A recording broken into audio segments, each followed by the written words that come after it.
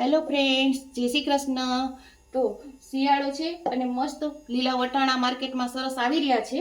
તો આપણે આજે લીલા વટાણાની સરસ મજાની ટેસ્ટી અને ચટાકેદાર એવી કટલેટ બનાવીશું. તો એના માટે મેં 1.5 કપ જેટલા લીલા વટાણા લીધા છે, અડધો કપ કોથમરી લીધી છે, આદુ, મરચા અને લસણ લીધા છે. આપણી તીખાશ જેટલી જોઈતી હોય એટલે મેં એમાં 3 થી 4 લીલા મરચા લીધા છે, નાનો ટુકડો મેં આદુ લીધું છે અને 4 જડી કળી જેટલી લસણ લીધી છે.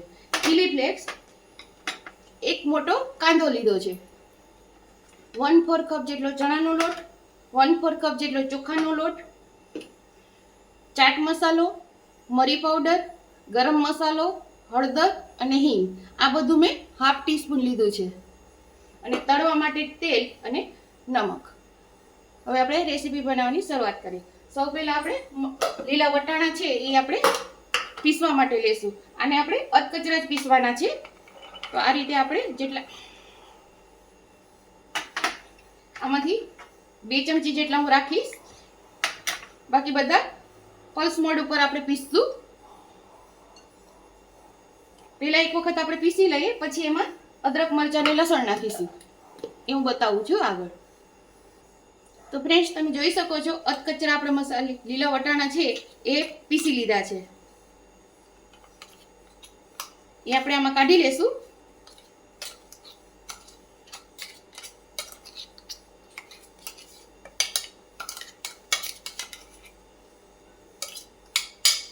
અને એમાં જ આપણે હવે અદરક, મરચાં અને લસણ છે એ આપણે નાખી દઈશું.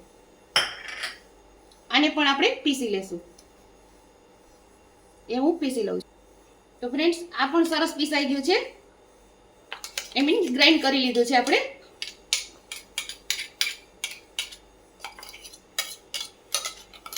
આ બધું આપણે કાઢી લેશું.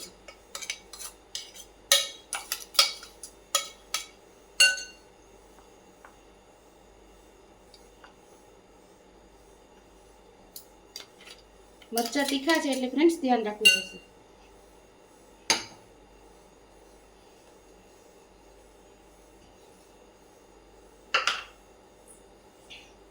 હવે એમાં આપણે આ 2 ચમચી જેટલા મટર રાખ્યા હતા એ આપણે યુઝ કરી દઈશું. આમાં કાંદા લીધા હતા એક,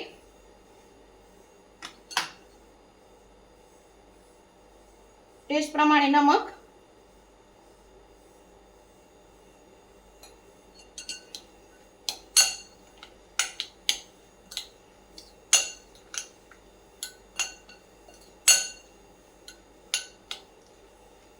આને આપણે 5 મિનિટ માટે રેસ્ટ આપીશું.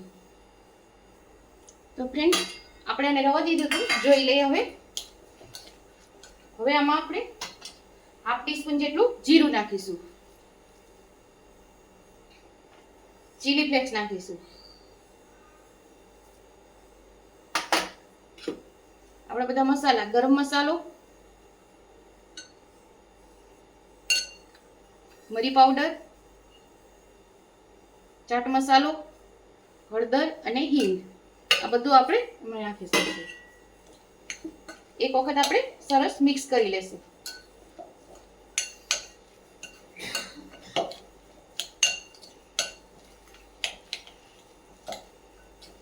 એમાં આપણે નાખીશું કોથમરી.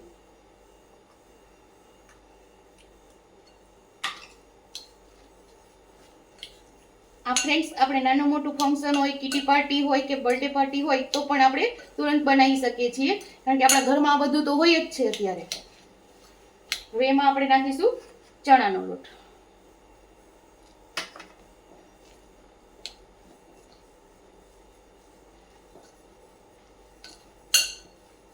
એમાં આપણે નાખીશું ચોખાનો લોટ.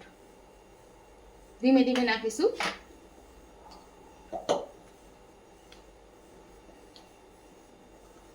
હવે આપણે હાથેથી કરવું પડશે મિક્સ.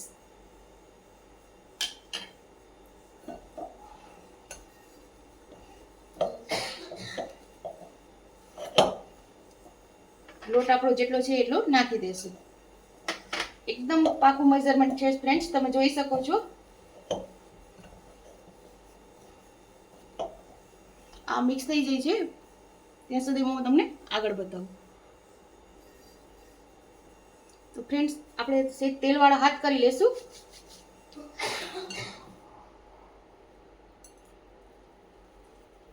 અને આ રીતે આપણે કટલેટમાં ભરી દેશું. ગોળ શેપે કરાય અને આવી રીતે ટીકી પણ કરી શકીએ, પણ આ શેપમાં સારું લાગશે.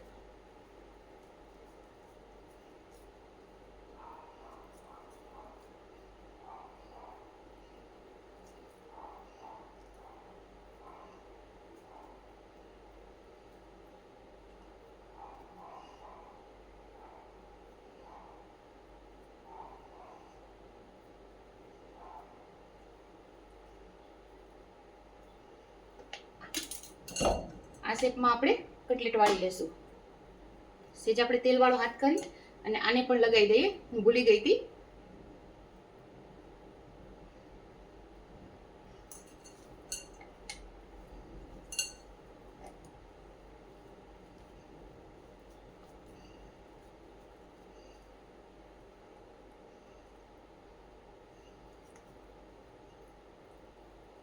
ઇઝીલી નીકળી જાય છે. તમે જુઓ તેલ વાળી આપણે કરી એટલે આ રીતે હું બધી વાળી લઉં છું.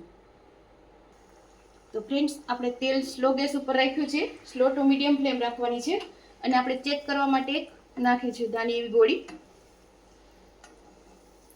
તેલ આપણું સરસ ગરમ આવી ગયું છે. આ તો ફ્લેમ તમે જોઈ શકો છો, લો ટુ મીડિયમ. આ રીતે જ આપણે રાખવાની છે. તો ફ્રેન્ડ્સ તેલ આપણું સરસ ગરમ આવી ગયું છે. હવે આપણે એમાં બીજી કટલેટ તળીએ.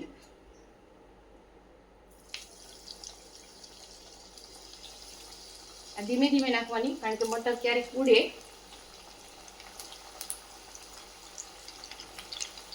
હવે એને સ્લો ટુ મીડિયમ આ રીતે આપણે તળી લઈશું.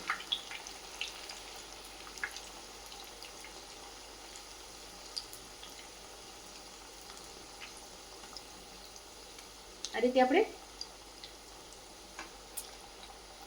પલટતા જશું.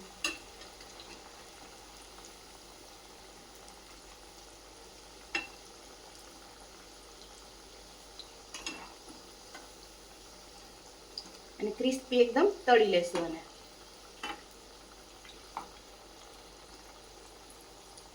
હવે એને આપણે ક્રિસ્પી કરીશું.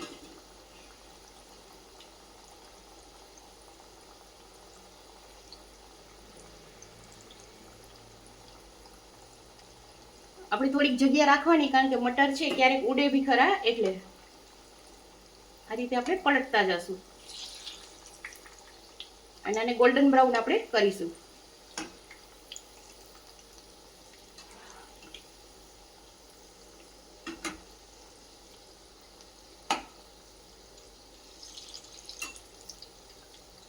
આપણો વિડીયો થોડો લાંબો થશે, પણ ફ્રેન્ડ્સ આ જોવું જરૂરી છે, સમજવું, એટલા માટે હું બતાવી રહી છું.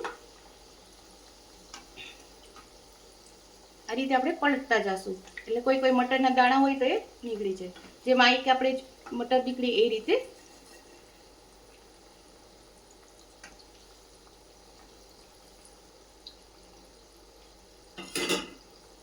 તો આ રીતે આપણે એને પહેલા ક્રિસ્પી કરી લેશું. તો ફ્રેન્ડ્સ તમે જોઈ શકો છો આપણી કેટલી ક્રિસ્પી થઈ છે કટલેટ. એકદમ સરસ ક્રિસ્પી થઈ છે.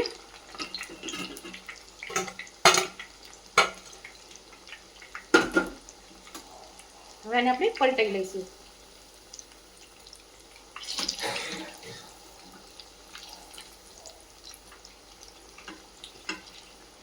પેલા 30 થી 35 સેકન્ડ આપણે એને થવા દેવાનું. કઈ જારો કે કઈ લગાવવાનું નહીં. એના શેપમાં આવી જાય પછી જ આપણે એને પલટવાનું. આ રીતે હું બધી ગોલ્ડન બ્રાઉન કરી લઉં છું. ફ્રેન્ડ્સ આપણી કટલેટ સરસ તૈયાર થઈ ગઈ છે. તમે જુઓ કેટલી ક્રિસ્પી છે. અવાજ પણ સંભળાતો હશે. એકદમ સરસ બનીને તૈયાર છે. તો તમે પણ બનાવીને ટ્રાય કરજો કે આપણી કટલેટ કેવી બની છે. જો તમને મારી રેસીપી પસંદ આવી તો મારી ચેનલને લાઈક કરો, શેર કરો અને સબસ્ક્રાઇબ કરો. અને મારો વિડીયો વધુ ને વધુ શેર કરો. ફ્રેન્ડ્સ તમે પણ બનાવો અને મને કોમેન્ટમાં કહેજો કે તમે કેવી બનાવો છો. બધાને જય શ્રી કૃષ્ણ.